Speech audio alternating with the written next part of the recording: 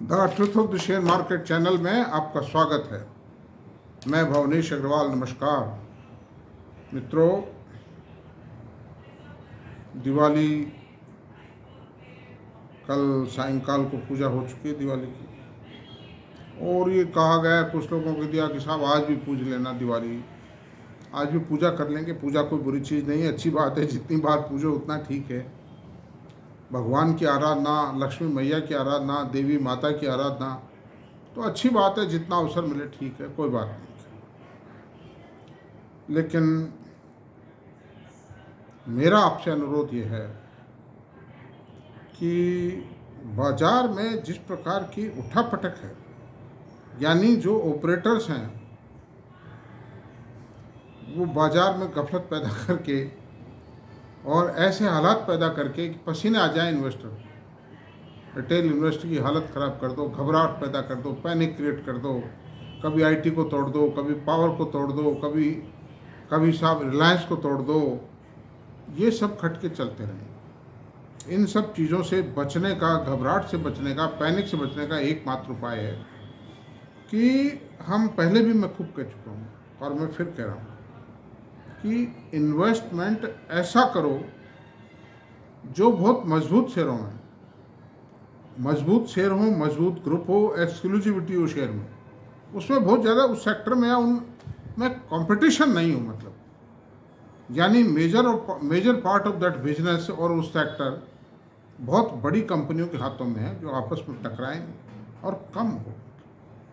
Government का focus हो, government का प्रोटेक्शन हो। और जो ये पूरी कहावत है शेयर बाज़ार की कि शेयर खरीदो तो ऐसे लोगों के खरीदो जो राजनीतिक और आर्थिक दृष्टि से बहुत ताकतवर हों, सरकार से नीतियां बदलवा सकते हों, सरकार से जो चाहे काम करवा सकते हों। तो Adani is the strongest group of the country so for political management is concern. ये कहा भी जाता है, अंबानी और अडानी गालियां देते हैं कई, तो उनसे जीम के भी आते हैं उनके यहाँ शादी में, और मंच पे खड़े होकर राजनीतिक भाषण देते समय उनको गालियां भी देते हैं दोनों। तो खैर एनीवे, हमारा कोई वो पर्पज़ नहीं है, पॉलिटिकल क्रिटिसिज्म का कोई पर्पज़ नहीं है, ना हम किसी को अप्रिशिएट करते हैं। कोई बहुत ही अच्छा पॉलिटिशियन है जैसे मोदी जी हैं, प्रशंसा करते हैं, योगी की प्रशंसा करते हैं, वो सब लोग करते हैं। तो खैर एनीवे, ऐसे शेयर खरीदो जो मजबूत हों, चट्टान से मजबूत हों, शीशे से भी मजबूत हों। शीशा होता है ना, उससे मजबूत हो। तो मैं आज जो चर्चा करेंगे मित्रों, वो हम करेंगे एक अडानी ग्रुप का एक ऐसा मजबूत शेयर जो सबसे मजबूत है, हिलाए नहीं हिलेगा, दुनिया भर की असेट्स हैं और जिसकी रेट भी बहुत वाजिब है। इतनी रीजनेबल रेट है कि 34-35 के पी रेशो पर है वो शेयर, 34 का 33 के पी रेशो पर है वो शेयर आज एज ऑन टुडे। और डे बाय डे उसका पी रेशो नीचे आएगा क्योंकि ईपीएस बढ़ेगी। ईपीएस ज़्यादा तेज गति से बढ़ती है, शेयर के दाम कम गति से बढ़ रहे हैं। तो आगे चल के तो बहुत बड़ा फ़ायदा होगा, फिलहाल हो सकता है फ़ायदा कम रहेगा। तो मेरा मतलब ये है कि मैं इस विषय में आपसे एक ही निवेदन करूँगा कि आप मेरी बात को पूरी सुन लें। मेरे वीडियोस आप पूरा देखेंगे तभी आपको कोई लाभ होगा, अदरवाइज कुछ नहीं मिलने वाला है। देखते रहिए, खंगालते रहिए, टिप की तलाश में रहिए कि खरीदें और घंटे 2 घंटे में फ़ायदा हो जाए, वो कुछ नहीं होगा। उसमें आप घाटे में रहेंगे क्योंकि 10 टिप आप लेंगे कहीं से ढूंढ ढांड के, उसमें से 3 सक्सेस होंगी, 2 सक्सेस होंगी, वो भी पैनी सक्सेस, और 8 में आपको लॉस जाएगा। कारण क्या है कि जो एबनॉर्मल मार्केट होता है ना, एबनॉर्मल तेजी, उसमें तो महीने 2 महीने 3 महीने जो चलता है बाजार, उसमें तो आपने ठीक है खटाखट करा कर बुक कर गए। लेकिन 2-3 महीने बाद भी जो बाजार झटका खाता है उससे कई गुना चला जाता है वो पैसा। ये मेरा अनुभव है, मैंने देखा है, मैंने भुगता भी है खुद ने भी। ऐसा नहीं खुद ने भुगता है, मेरे को कहने में कोई शर्म नहीं है। पराजय स्वीकार कर लेना इंसान की कोई खराब बात नहीं है। पराजय स्वीकार करके ही तो आदमी आगे बढ़ेगा, मतलब वो सीखेगा कब। मतलब शेयर मार्केट तो पराजय का एक बहुत बड़ा केंद्र है और ज़िंदगी में जो पराजय नहीं स्वीकार करते वो आगे बढ़ नहीं पाते। तो अब बात करते हैं अडानी पोर्ट की बात कर रहा हूँ। Adani port and special economic zone,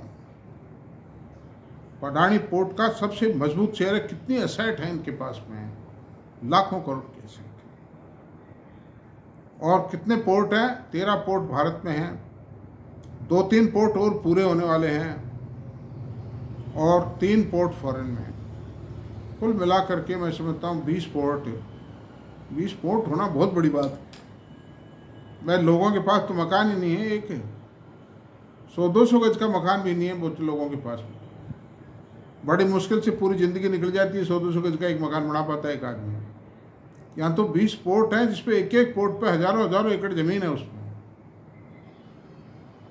तो ऐसी सूरत में अब आप देखिए जो सेकंड क्वार्टर की इसकी जो वर्किंग आई है, उस वर्किंग की बात करते हैं।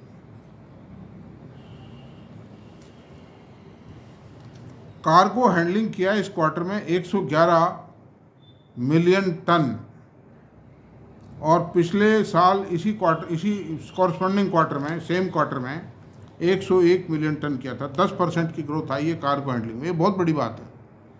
इंटरनेशनल ट्रेड में 10% बिजनेस को एक्वायर कर लेना, it's a big achievement on the part of the company.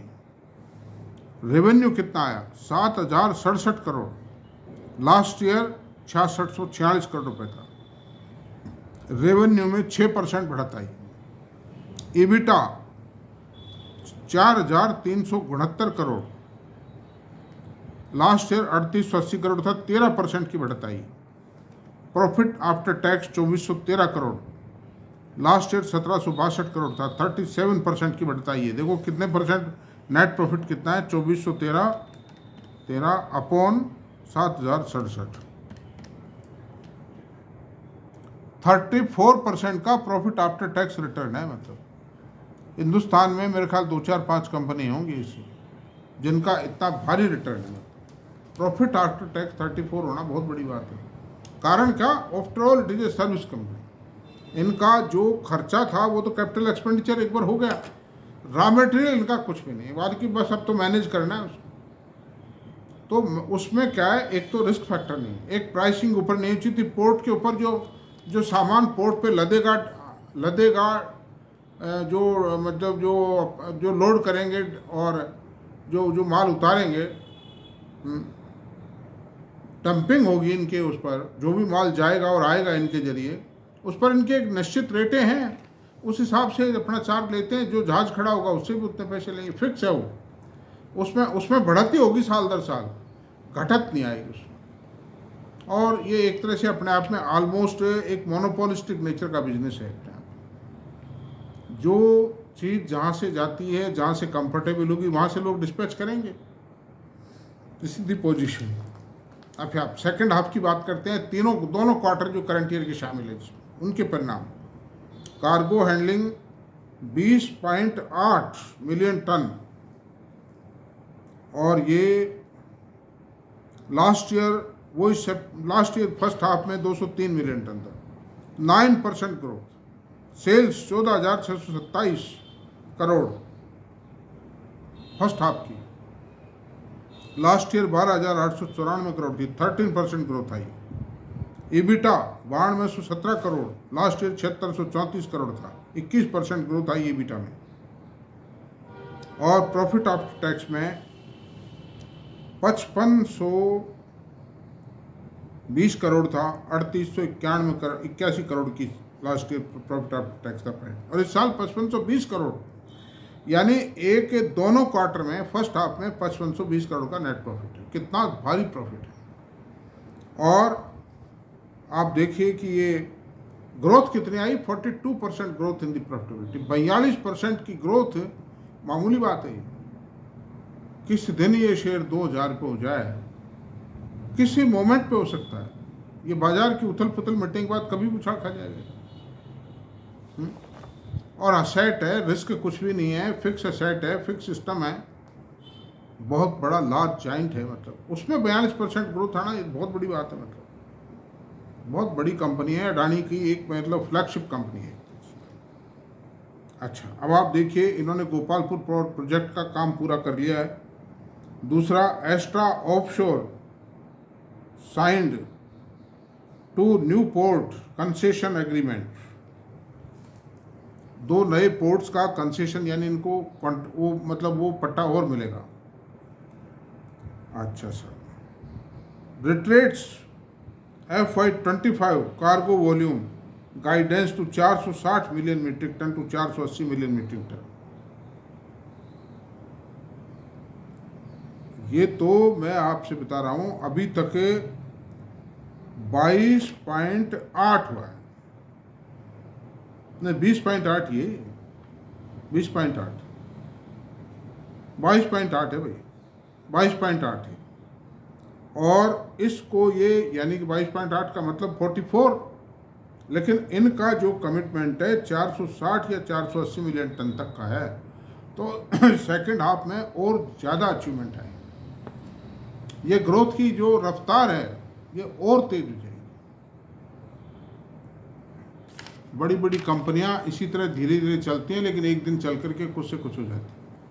काम ऐसा करो जो रात की नींद आराम से आवे। अब IT टूटा हुआ, मेरा बहुत बड़ा इन्वेस्टमेंट है, लेकिन I have no tension at all, because IT में क्या TCS और इन्फोसिस कहीं जाने वाली हैं क्या? ये कहीं नहीं जाएंगी। ये तो अपना काम कर रही है, चल रहा है। कल का ET में भी था कि इनको और एक्स्ट्रा काम मिल रहा है, मिले जा रहा है, चालू हो गए काम खूब अच्छी तरह, फर्स्ट क्लास, मैन पावर बढ़ा रहे हैं।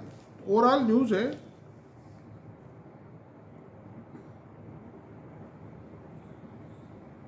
तो अंडर दी सर्कमस्टेंसेस दोस्तों, मेरी राय में, मेरा कोई इन्वेस्टमेंट का नहीं है, ना मेरी कोई रिकमेंडेशन। मेरा सिर्फ आपसे इतना ही अनुरोध है कि आप लोग जो कुछ करना चाहें करें, लेकिन मेरे जो लेक्चर है उस लेक्चर के रेफरेंस में अपने फाइनेंशियल एडवाइजर से डिस्कस कर लें, और वो जो कहें उस हिसाब से शेयर को वाच लिस्ट में डाल लें। मेरा काम खरीद बेच की राय देना नहीं है, मेरा काम है आप लोगों को शेयर के बारे में सारी वस्तु स्थिति बताऊँ। तो ठीक है, आज इतना ही रहने देते हैं। और मेरा वीडियो अगर आपको पसंद आया तो प्लीज़ इसको सब्सक्राइब करें, लाइक करें, शेयर करें, कमेंट करें। Thank you.